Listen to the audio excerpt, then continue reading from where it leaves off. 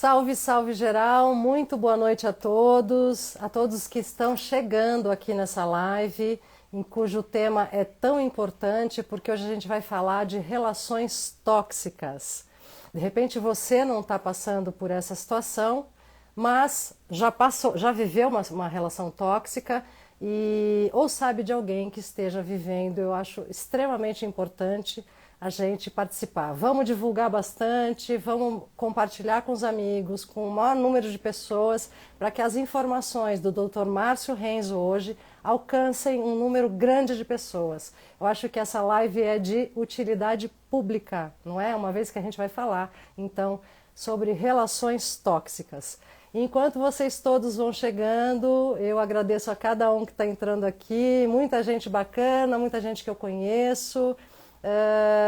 Tenho certeza que homens e mulheres estarão aqui conosco essa noite, portanto, essa live tem o propósito de levar informação sobre o que é uma relação tóxica, como a gente lidar com isso, como a gente se prevenir, se é que é possível, e para isso tudo, para bater esse papo com a gente agora, eu convido o psicanalista Dr. Márcio Renzo a estar comigo aqui junto com vocês. Boa noite, doutor Márcio.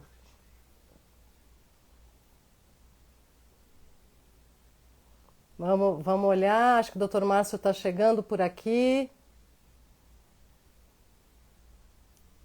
Enquanto o doutor Márcio não chega, vamos divulgando essa live, vamos colocando.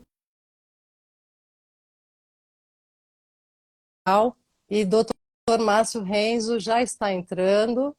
Vamos aceitar o doutor Márcio aqui. Doutor Márcio já está conosco. Muito boa noite, doutor.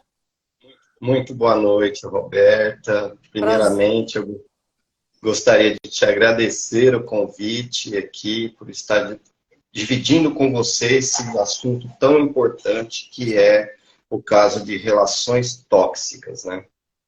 Exato. Doutor, nessa semana toda que compartilhamos a live, que divulgamos esse nosso papo, eu recebi inúmeros recados por todas as redes, até por ligações, recebi alguns contos, algumas histórias, e eu acho que a gente pode, então, começar esse tema tão importante que são as relações tóxicas, através destas perguntas que nos chegaram, tá certo? Eu sei que muitas outras surgirão no decorrer da live e nossa equipe aqui vai me ajudar a reproduzir essas perguntas. Quero dizer também que cada um fique bastante confortável para colocar as suas perguntas. A gente vai manter aqui a identidade de vocês em sigilo, porque eu acho que é um assunto bastante delicado. Então, este agora, para você que nos ouve, é um lugar de aconchego, de cuidado, de acolhimento. Eu também, que sou mulher, tenho 51 anos de idade, e que estou aqui como veículo para que vocês todos que nos assistam tenham a oportunidade de debater um tema tão importante. O primeiro caso que me chega é uma história, eu vou chamá-la por Isabel. Ela nos diz o seguinte: Roberta, me casei jovem. Aos 23 anos eu já era mãe. Em nome do amor, abri mão de minha carreira como enfermeira para ser mãe, esposa e dona de casa. Meu marido, alguns anos mais velho, controlava até as roupas que eu vestia. Eu tinha medo de discordar dele. Dependia dele em tudo e para tudo. Vivi um inferno emocional até o dia em que ele me deixou. Ali eu me vi só, sem vida própria, sem recursos, sem apoio e sem chão. Hoje sei que vivi à sombra de meu algoz por muitos anos. Nos conte, doutor, qual é a sua opinião sobre isso, para que você possa responder essa questão para Isabel. Essa, essa história que você acabou de contar é um caso clássico de uma relação tóxica, né? Essa relação que se caracteriza geralmente pelo poder daquele que deveria manter a família sobre aquela que é sua ajudadora e deveria estar cuidando como estava cuidando dele, né? essa relação de dependência financeira, psicológica, é a principal característica de uma relação tóxica, né? Nós temos que ter em mente que a Organização Mundial da Saúde, ela fez uma pesquisa e dentre os 25 países que mais têm casos de violência doméstica, questões de relacionamento tóxicos, né? 14 estão na América Latina. Nossa, é um número muito expressivo, né?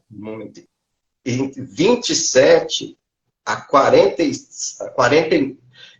mulheres de 15 a 49 anos e 27 e 40% das mulheres afirmaram ter vivido um relacionamento tóxico.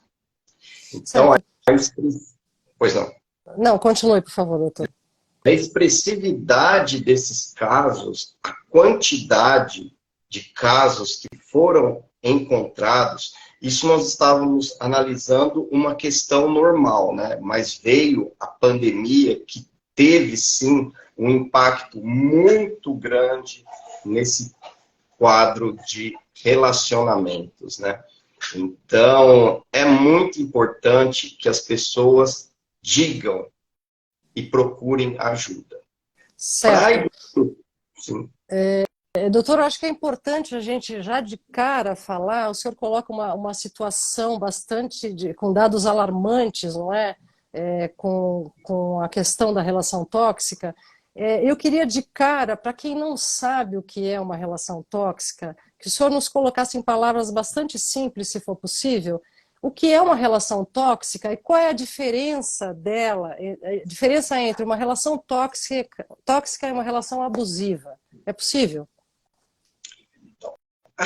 A relação tóxica, ela é caracterizada pela falta de apoio entre o casal, né, pela competição, pelo desrespeito entre eles, né, muitas vezes marcada pelo conflito. Isso é uma questão prática do relacionamento tóxico. Qualquer pessoa que se identifique nesse tipo de relacionamento com o seu parceiro ou sua parceira, né,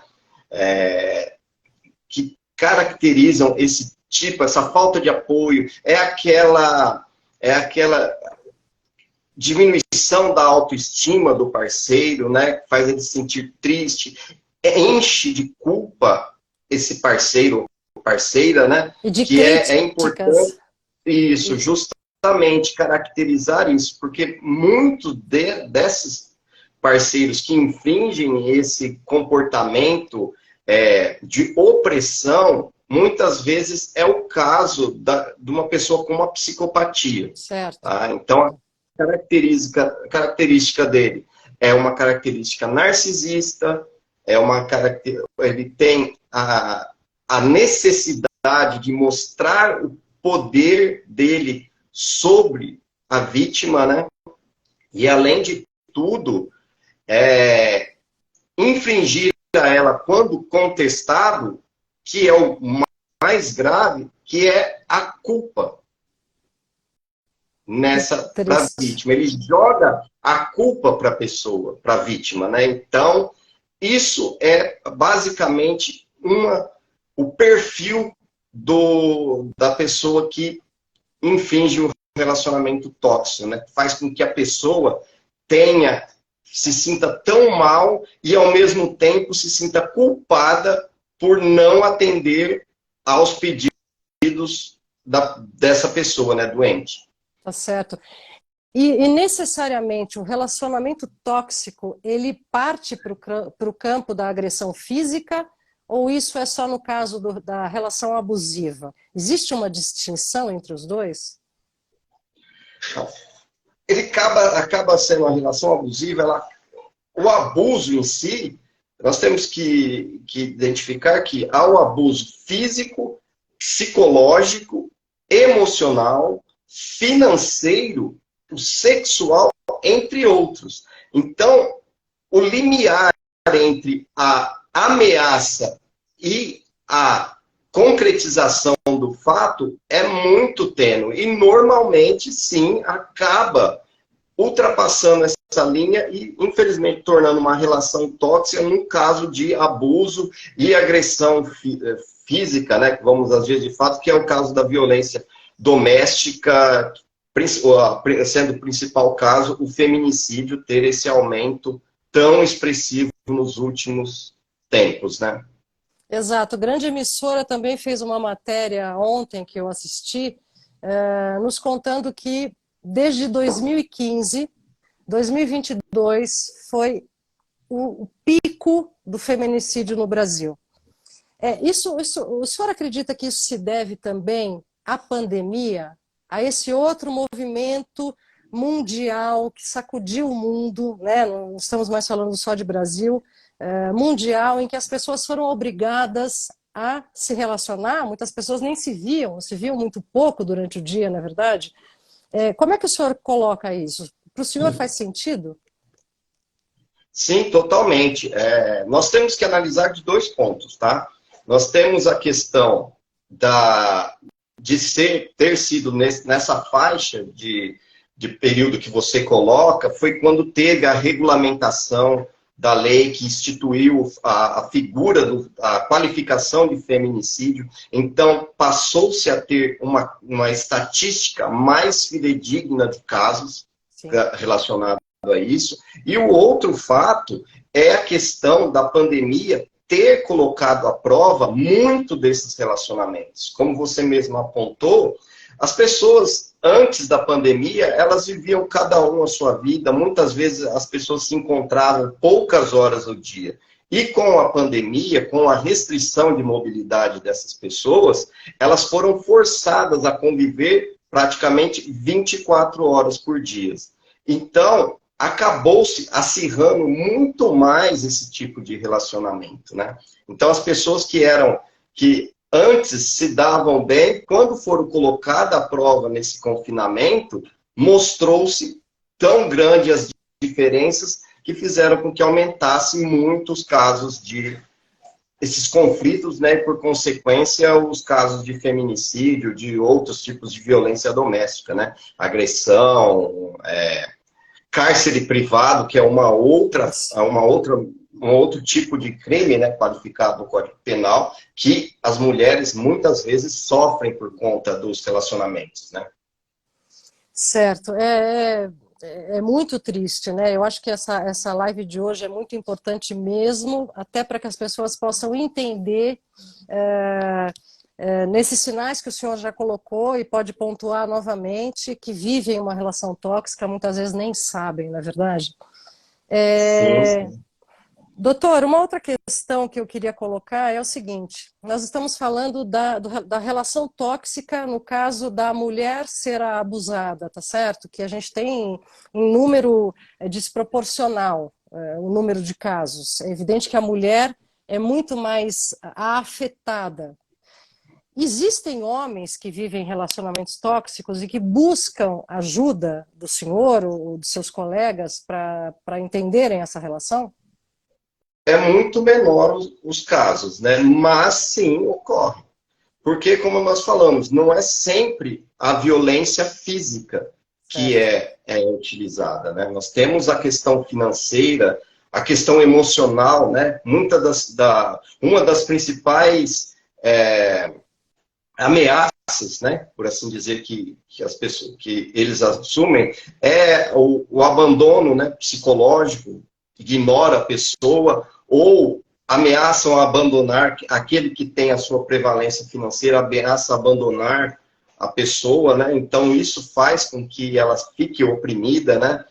E tudo isso, quando se trata de homem e mulher, logicamente que a prevalência maior dos casos ainda das vítimas é serem mulher, mas há sim casos de homens sofrendo esse tipo de violência. Certo.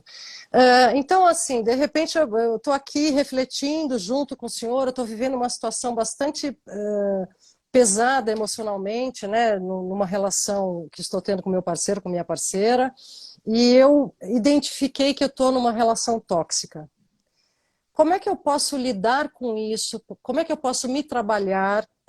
Num primeiro momento, eu te pergunto sobre o lado psicológico mesmo. Como é que eu me trabalho para, tendo identificado essa relação tóxica que eu vivo, começar a dar os passos em direção a sair disso, doutor? Então, vamos trazer a seguinte ajuda, né, que é o principal ponto. Quais comportamentos que eu tenho que observar que são início desse relacionamento? Então, Perfeito. a questão aquele parceiro que intimida, que ameaça. Então, a mulher começou, a pessoa, né, que está sofrendo, começou a identificar esses tipos de comportamento, ela tem que ficar atenta, né? Aquela pessoa que é muito ciumenta, aquela pessoa que tem aquela mania de humilhar, ridicularizar, aquela pessoa que mente compulsivamente, né? As pessoas que têm mania de destruir objetos dentro da casa, aquelas pessoas que têm tendência a controlar, a fazer com que a pessoa não tenha acesso a amizades, restrinja o deslocamento dessa pessoa, né?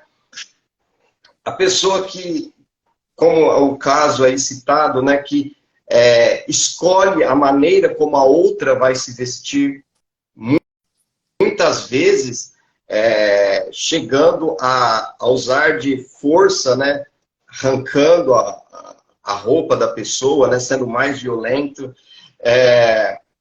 Aquele parceiro que insulta, que empurra, que fala alto, que xinga em meio ao público, né? Então, começou a identificar esses padrões de comportamento, já deve acender a luzinha de atenção, porque para evoluir para um caso mais grave, é muito mais fácil, né?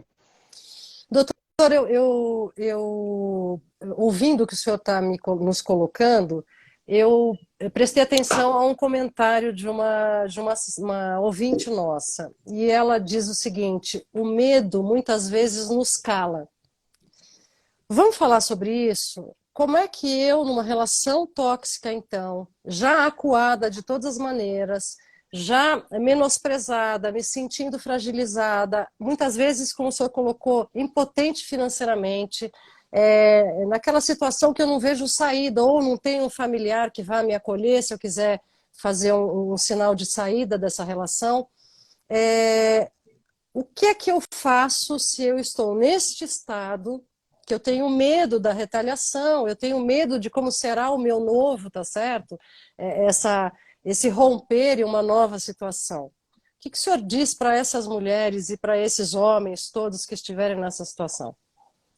A primeira providência a ser tomada é procurar ajuda. E para isso é importante falar. Primeiramente com um familiar, que a pessoa tenha abertura para isso, né? E se não, procurar a ajuda profissional.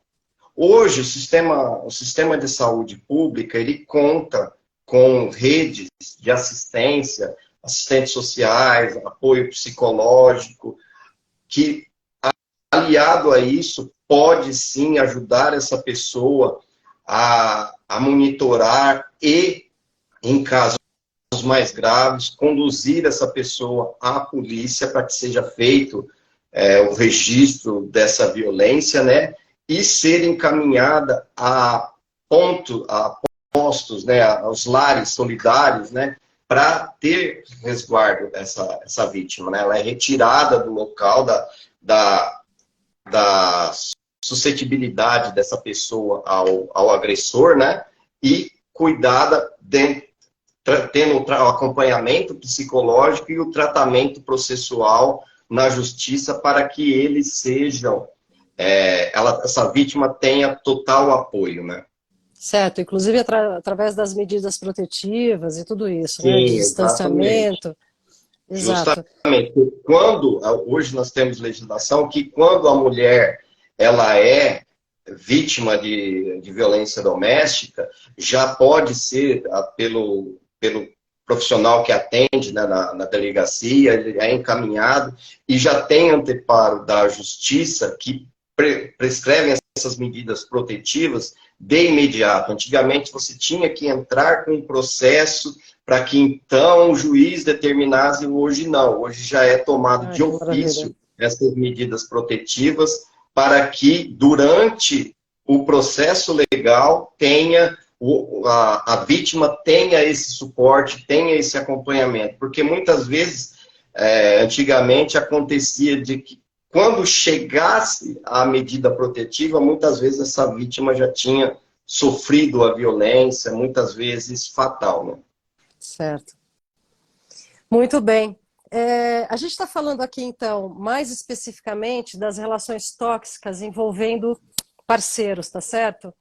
Mas bem sabemos que no dia a dia a gente vive outros tipos de relações tóxicas, não é verdade? E eu falo isso porque ocorreu que nós recebemos algumas perguntas e algumas pequenas histórias sobre outros tipos de relacionamentos tóxicos. Me escreve o Rafael, de 28 anos, dizendo: doutor, meu chefe é tóxico, não reconhece nada do que fazemos de bom, pessoalmente ou em prol da empresa, não sabe conversar, o tom de voz é sempre muito alto, nos expõe na frente dos colegas, e a impressão que tenho é de que ele nunca nos considera bons o suficiente. Como pode querer que tenhamos vontade de ir trabalhar no dia seguinte? É possível que ele não perceba o que faz? Porque na minha cabeça é impossível que ele não saiba o que faz. Nós temos que entender que relações tóxicas, né? Geralmente o que é colocado, sai muito na imprensa, né? É justamente essa relação casal, né? Mas o relacionamento tóxico, ele se dá de diversa forma, seja no ambiente de trabalho, no ambiente de estudo, tudo isso onde há interação entre pessoas e que geralmente há a característica da pessoa ter uma ascensão de autoridade sobre uma outra, pode sim acontecer, ter essa relação e, além de tudo, a questão do assédio, né? O assédio moral, que é justamente o que ele retrata aí, é uma situação dessa, entre que há hierarquia prevalente sobre ele, então ele se sente superior. No controle, a pessoa é superior, mas a vítima, ela se sente incapaz, ela se sente submissa a essas críticas, por conta de não poder responder da forma que ela gostaria. Isso. Não tem como ela refutar essas críticas. E por conta dessa hierarquia. Então, isso sim também é um tipo de relação tóxica. E para esse tipo, em caso de relações trabalhistas, hoje a justiça do trabalho ela está muito mais atenta a isso. Vistos os casos de burnout, que aumentaram muito. Né? E o burnout é uma característica de trabalho muito excessivo, mas tem muito no psicológico que faz com que esse paciente acabe vivendo essa relação tóxica e absorva tudo isso. Aí envolve o psicológico, o físico, e é o que nós estamos vendo aí, pessoas ficando incapacitadas por conta de relacionamento tóxico. Certo. Então, no caso específico desse seguidor nosso, né, do Rafael, assim como chamamos, o que o senhor diria para ele? De que maneira ele pode passar a enxergar esse chefe? O que ele pode olhar dentro dele para ajudá-lo a olhar com clareza essa situação, né, enxergar esse abusador, tá certo? E se recolocar como profissional, como pessoa. Sim. É importante analisar as duas figuras do relacionamento, né? Ele vai ter um ponto de vista e o chefe, a gente teria que analisar ele também, né? Por conta que às vezes ele está tendo essa reação por conta de outra situação, um evento externo que faça com que ele tenha esse tipo de reação. Então, temos que analisar de forma independente. No caso dele, se ele entende que ele cumpre as obrigações que são atribuídas a ele em sua totalidade pelo chefe, ele tem que perceber que o quê? A função dele, a parte dele, ele faz. Então, essa agressão, ela não pode acontecer. No caso dele, é importante tentar, né?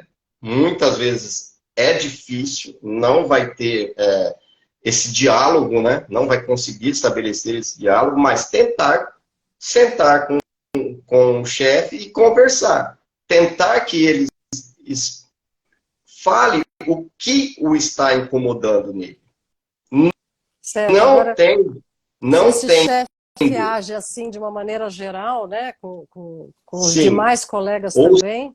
se é pessoal dirigido a ele, né? Uhum. Então, isso tem que ser observado e, em caso de conversar, isso é importante sempre deixar, contar a alguém, né, para que as pessoas entendam e tenham esse conhecimento para que, se não conseguir dessa forma, aí, infelizmente, ele pode procurar, sim, a Justiça do Trabalho e denunciar o caso como um assédio moral, né?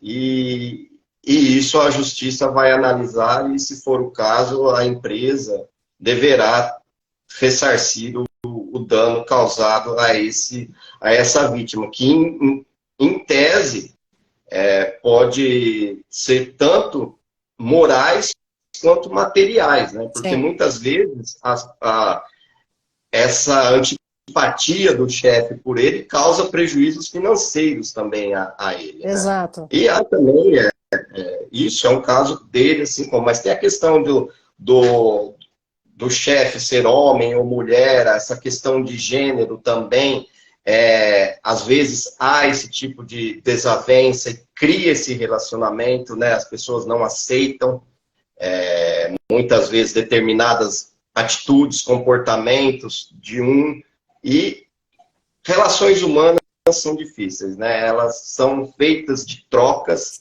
e de Sim. concessões, né? Exato. Então, muitas vezes as pessoas não entendem isso. Tá certo. A gente pode passar para um outro caso, então, que é da Aline, que diz o seguinte: a minha mãe, a relação com ela é tóxica, sei disso. Parece que ela compete comigo o tempo todo. Não há diálogos, apenas cobranças e críticas. É possível que eu faça alguma coisa para reverter isso? A relação pai e filho, né? Não sei se ela como ela é, essa questão se ela é adolescente, se ela Ela já é tem mais 26 adulta. anos, 26 26 anos. anos. Então, mas é assim, a primeira atitude a ser tomada é o diálogo. Sentar, dialogar, tentar entender, tentar compreender a sua visão, a visão do outro e um meio termo, né? Porque ambos lados têm que ter concessões, né? Enquanto se um lado mantiver foro irredutível, não vai haver um relacionamento saudável, né? Enquanto um não ceder, os dois cederem, não vai haver um relacionamento, né? Sempre um vai querer sobrepor ao outro e essa relação acaba se tornando tóxica, né? Mas, em primeiro caso, o de tentar o diálogo, se não, procurar ajuda profissional, de forma que os dois tentem conversar, procurar um tratamento, procurar o profissional vai orientar ambos e tentar se acertar. Não conseguindo isso, infelizmente, o próximo passo é o quê? Deixar a relação. Que é uma tarefa muitas vezes muito Muito difícil, não é, difícil. doutor? Muito Muitas difícil. vezes tem a coisa do envolvimento emocional, muitas vezes, até observando algumas coisas que me escreveram, eu percebo que muitas vezes a gente fica num lugar de, puxa, como eu gostaria que essa relação desse certo, né? Muitas vezes por vergonha de dizer os outros ou a família que essa relação não deu certo e no que ela está se transformando, não é? Eu acho que tem Exatamente. toda essa dificuldade posta no dia a dia que é preciso ir dissolvendo, né, com todos os recursos possíveis enfim. Hoje lendo alguma coisa, ouvindo alguma coisa no YouTube, que eu acho que tem bem a ver com o que a gente está dizendo agora, eu ouvi o Pedro Calabres dizer o seguinte: nem tudo o que você deseja te faz bem.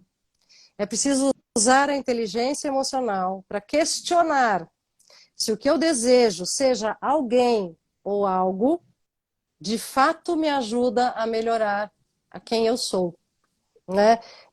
Então ele fala sempre, questione, olhe para dentro, se pergunte, será que essa relação que eu desejo tanto, que eu quero tanto que dê certo, ela já não me subtraiu tanta coisa, ou ela não é de fato uma relação que vai me levar a algum lugar para que eu seja melhor, eu devo insistir nisso? Até quando, não é? Até que ponto? Será que eu não, arrastando essa relação, eu não levo para um lugar pior, para um cenário pior, não é? É importante destacar que no relacionamento, essa questão de relacionamentos tóxicos, um dos lados, geralmente a vítima, ela tem esse sentimento, né? O sentimento de querer que dê certo, Que que dê dessa relação desse certo. certo. Ela, às vezes, ela se culpa porque a relação não esteja dando certo, ela absorve essa culpa para si, muitas vezes influenciada pelo parceiro. Então, tudo isso é um fator complicador na hora dessa ruptura. Há também a questão financeira, que geralmente ela é imposta, então ela pensa, se eu deixar a relação, o que vai ser de mim? Sim. Como que eu vou conseguir continuar minha vida? Então, tudo isso a vítima leva em consideração. O abandono psicológico, porque muitas vezes essa pessoa ela está tão ela se acostumou tanto a essa relação que muitas vezes sufoca ela, que quando ela tem um momento de liberdade, ela se sente mal. Ela não Sim. sabe fazer o que É o, fazer com essa liberdade. exato. O que fazer com a tal da liberdade, não é? Então, é outro ponto também que complica essa ruptura, o deixar essa relação. Os filhos, muitas vezes, a relação tem filhos, né? Criou filhos.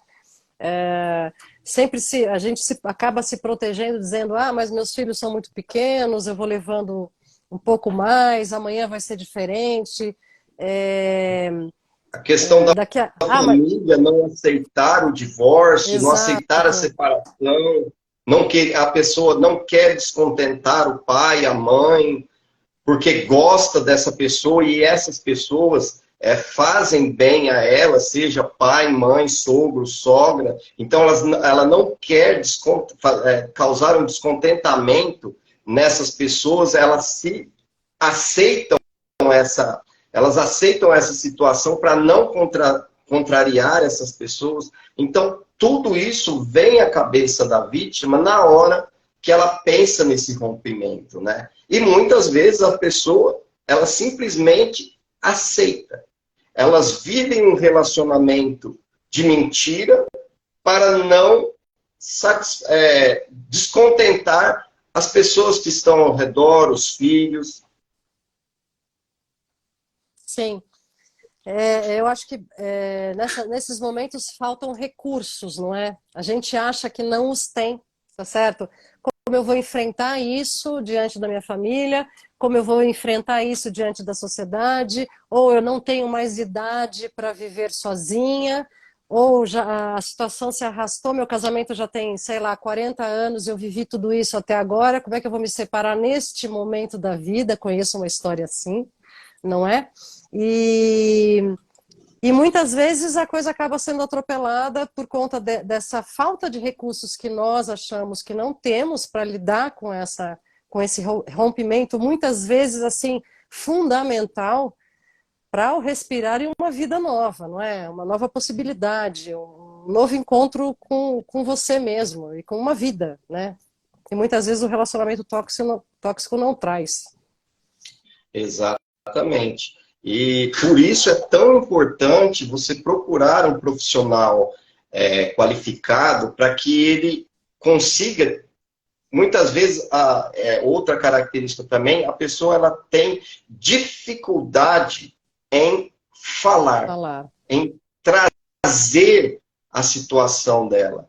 Quando o profissional chega a ela, que faz aquele acolhimento, que ela se sente segura, aí que consegue, muitas vezes, saber a real profundidade dessa relação. Sim. Porque, às vezes, o que nós estamos vendo é só a ponta do iceberg. Lá para baixo, há coisas muito piores, muito mais difíceis de se lidar e, às vezes, de se remediar. Essa pessoa, às vezes, carrega o trauma para o resto da vida. E muitas vezes atrapalha, inclusive, a relacionamentos futuros, seja entre homem e mulher, entre família, a pessoa se torna totalmente reclusa dos pensamentos dela e onde se instala principalmente os casos de depressão mais graves como desdobramento desses relacionamentos. Né?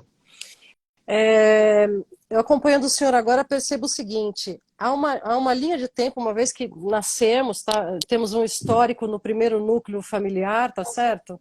É possível dizer, em termos da mente humana, do comportamento humano, que eu vá reprisar um padrão de quem eu busco ou de comportamento? É possível dizer isso? Sim, porque geralmente o que acontece, a formação da criança é o espelhamento dos pais.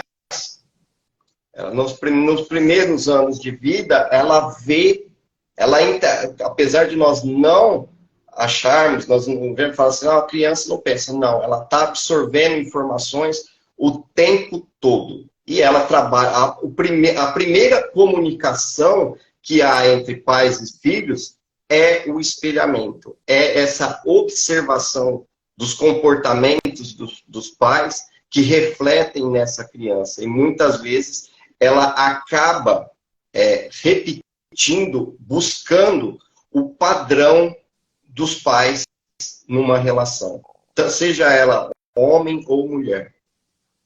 Certo. Então, se eu sou filha de uma relação e eu vejo que a minha mãe passa certas situações, eu necessariamente vou repeti-las? Ou vou tender a repeti-las, doutor?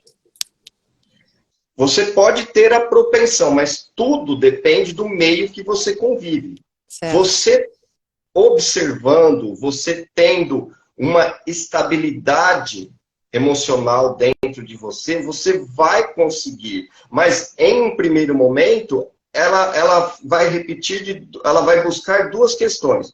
Ou ela vai buscar aquele padrão que ela vê no pai ou na mãe, como alguém que porque é algo que nós falamos de ganho secundário. Certo. Ela busca alguma coisa para manter essa relação, e ela tem um ganho psicológico, ou ela ignora, ela tem repulsa desse tipo de padrão. Então, ou a pessoa busca alguém para se relacionar como aquele tóxico que ela observou, porque ela é o que ela conhece, ela vai simpatizar a esse tipo de comportamento, ou ela vai ter uma repulsa muito grande e vai buscar outro tipo de relacionamento. Vai e muitas vezes com aquilo, né? São relacionamentos, né? Porque ela tem medo de que aconteça com ela também.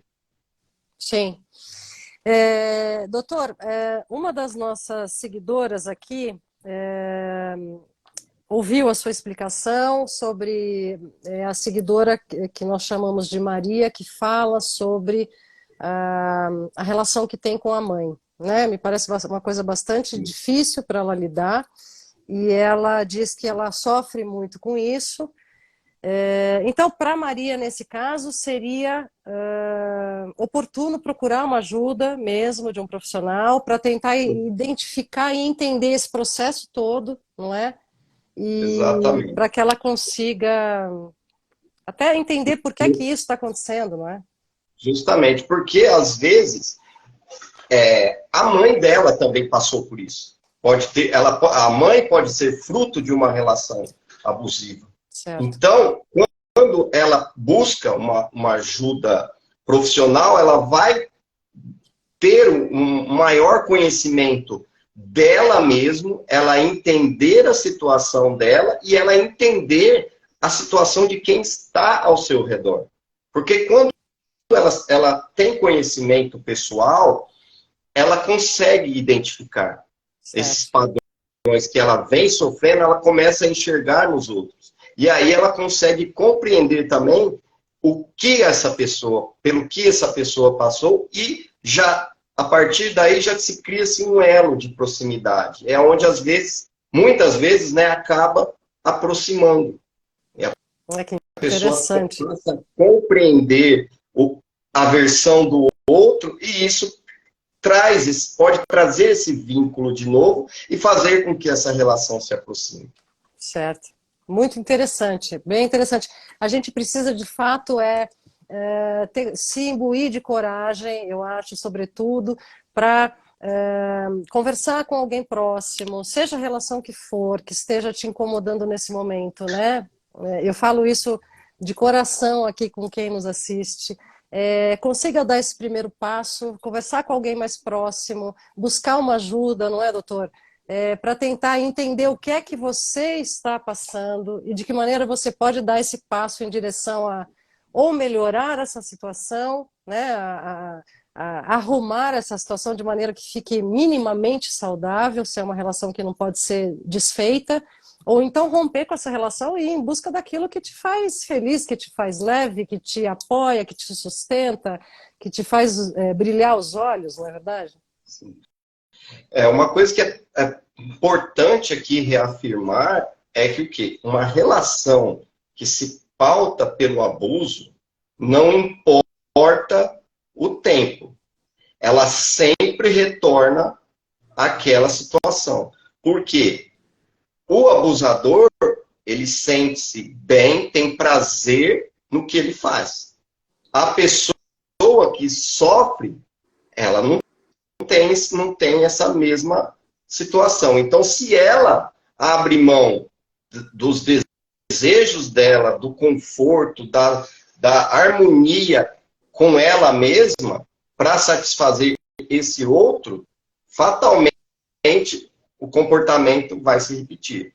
Então, geralmente, essas pessoas que sofrem relações mais pesadas, mais abusivas, o agressor sempre fala assim, ó, me perdoa, eu fiz isso, porque você fez isso.